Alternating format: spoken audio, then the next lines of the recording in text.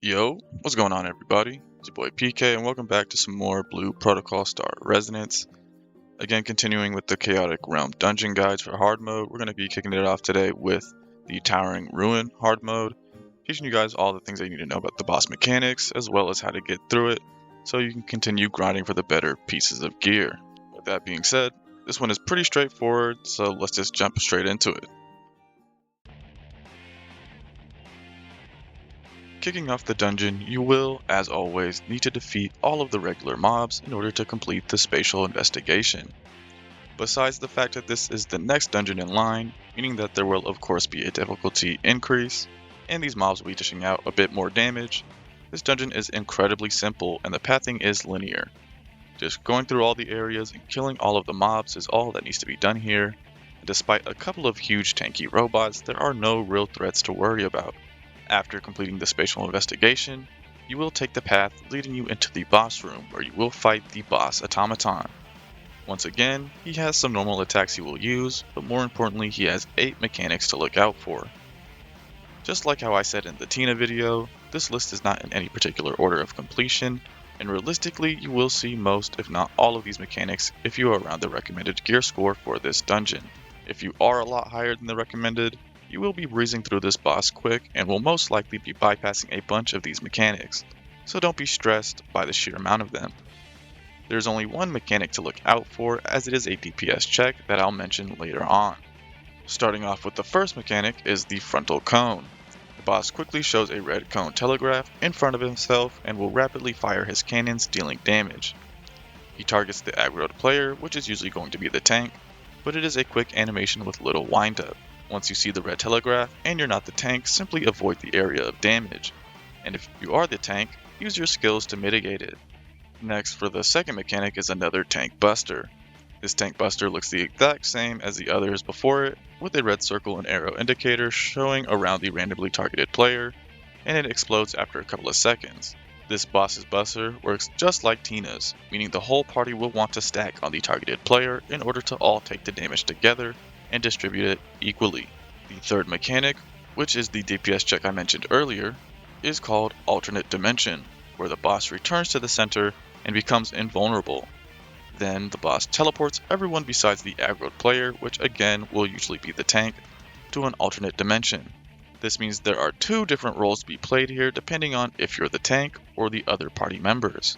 If you're the tank, as the only person back in reality, you will be the one to lure the spinning boss away from the other players, which are indicated as blue holograms in order to allow them to play their role without taking unnecessary damage. If you are the other player members, you will see that your goal, indicated on the top left via counter, is to defeat the spawned robots and collect the blue orbs they leave behind to increase said counter.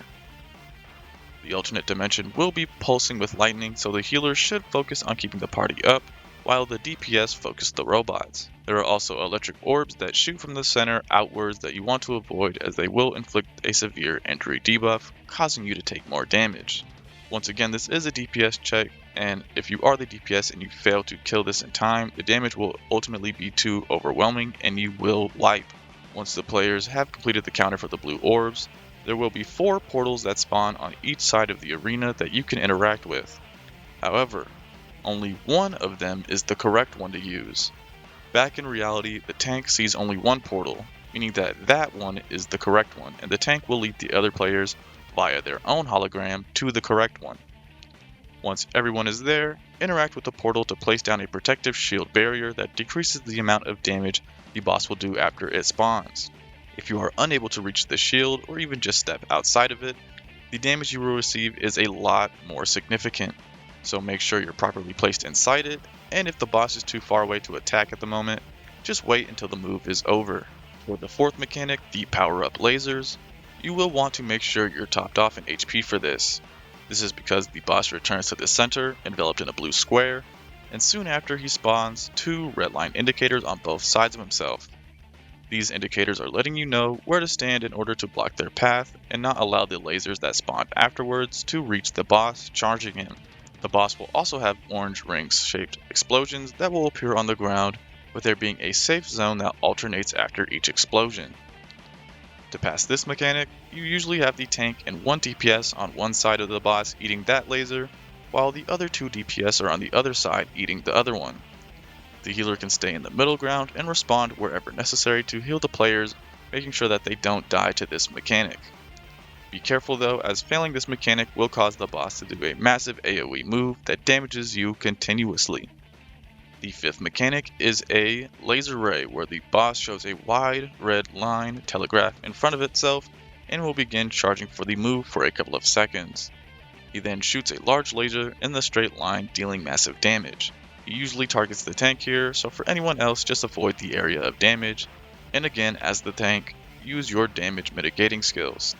The 6th mechanic, Carpet Bomb, is where the boss spawns a giant red area around itself with a safe zone directly behind it.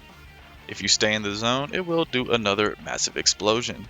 This red zone basically looks like Pac-Man, so you can see it as avoid standing on top of Pac-Man and get to his safe zone mouth.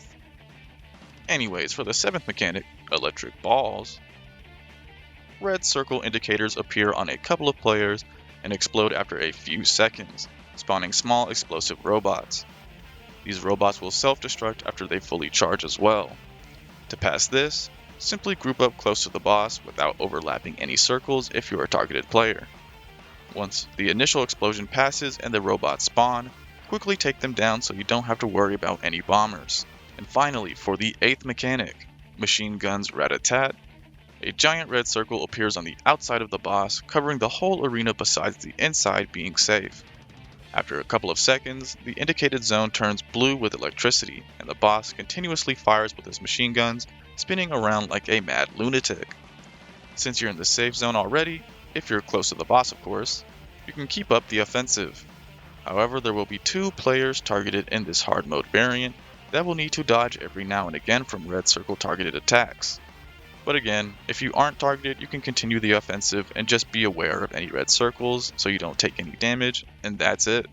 And with that, you have officially slain the boss Automaton, and the spoils of your labor will be waiting for you in the rewards screen. Please get something good, because I am not.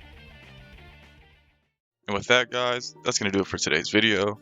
Hope you guys have still been enjoying these guide related contents, and as always, if you are, be sure to leave a like, comment, and subscribe to the channel. I've been loving the growth so far, and you guys always just show me the most support, so it's always appreciated for you guys. And as always, I'll catch you guys next time. Peace out, y'all.